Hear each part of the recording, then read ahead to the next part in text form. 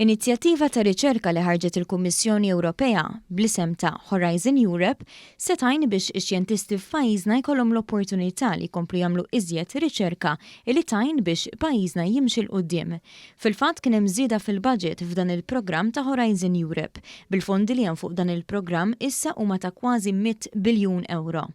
Waqt li kienet jitkellem fit-tnedija ta' Horizon Europe, il-Ministru għar-Riċerka u l-Innovazzjoni Owen Bonnici qal li l-parteċipazzjoni attiva ta' entitajiet u riċerkaturi Maltin fil-Programm ta' Riċerka u Innovazzjoni tal-Unjoni Ewropea se twassal għall-ħolqien ta' swieq u impjiegi f'Malta.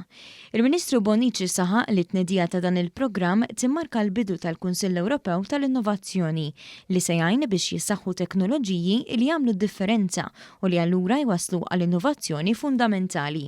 Dan bis-saħħa ta' għajnuniet diretti lill-startups u intrapriżi żaru medji li jkunu l-aktar innovattivi u li għandhom potenzjal.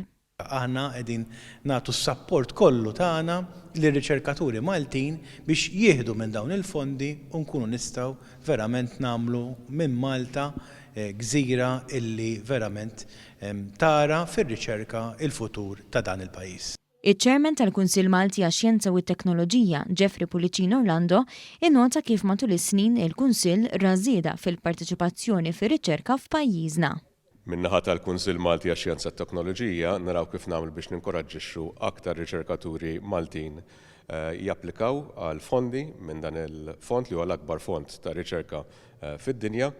Tul is-snin qed naraw li aktar qed ikun hemm suċċess f'dan ir-rigward. Waqt il-konferenza tal-aħbarijiet ġew preżentati wkoll premji lil riċerkaturi differenti biex bekk ġiet rikonoxxuta l-ħidma li dawn wettqu fil-qasam tal-innovazzjoni.